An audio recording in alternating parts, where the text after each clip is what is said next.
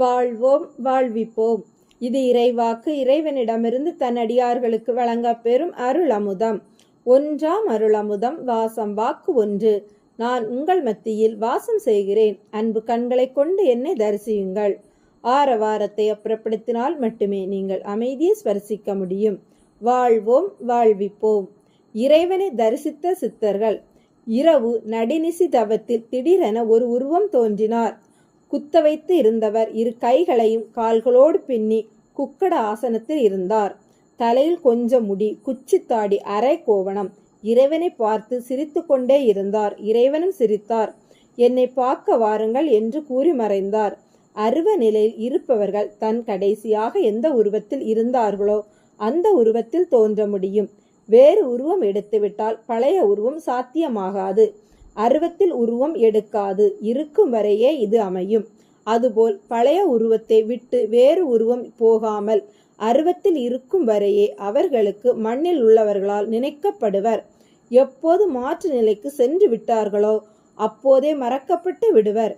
அப்படி என்றால் இப்போது நினைக்கப்படும் நிலையில் உள்ளவர்கள் எல்லாம் இன்னும் அடுத்த நிலை செல்லவில்லை என்று உணரலாம். ஒரு நாள் காலை மிதிவண்டியை எடுத்துக்கொண்டு சும்மா வெளியே போய் வரலாம் என்று சென்றார். மனம் இழுத்து கொண்டு சென்றது. ஈத்தாமலி ரோட்டில் மிதிவண்டி செல்லும் போது ஒரு பெட்டிக்கடையில் நிறுத்தி நன்னார் சர்பத்து கேட்டார்.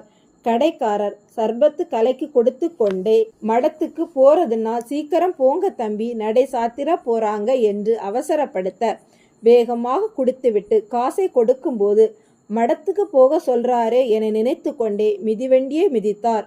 கொஞ்ச தூரம் சென்றது. இடதுபுறத்தில் ஒரு அறிவிப்பு பலகை இருந்தது. கோம்பை சாமி மடம் என்று எழுதி ஓர் அம்புக்குறி சந்தை நோக்கி இருக்க, வண்டியில் இருந்து இறங்கி சந்தியில் திருப்பி வண்டியை தள்ளி சென்றார். வழியில் வந்த ஒரு பெண்மணி, சீக்கிரம் போ தம்பி, நடை சாத்திர போறாங்க என்றால். இறைவனும் வேகமாக போய் மடத்தின் நடை வாசலில் நிற்க, கோவில் கதவை பூட்டு போட போன பூசாரி இறைவனை பார்த்ததும், சாமியை பார்க்கத்தானே என்றார். ஆமாம் என்று தலையை ஆட்டினார். நடை திறக்கப்பட்டது. வாசல் பக்கம் சென்ற இறைவனுக்கு ஆச்சரியம். எப்படி காட்சி கொடுத்தாரோ அப்படியே போட்டோவில் கீழே கோம்பை சாமி என்று பெயர் எழுதியிருந்தது. அழைத்தவர் இறைவனை அழைத்தும் வந்தது புரிந்தது.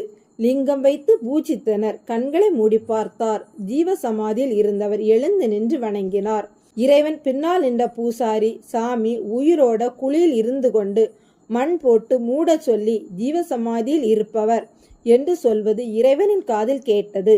இறைவனை தரிசித்த சித்தர்கள் கூட்டத்தில் கோம்பை சாமி ஒருவர். வாழ்வோம் வாழ்விப்போம்.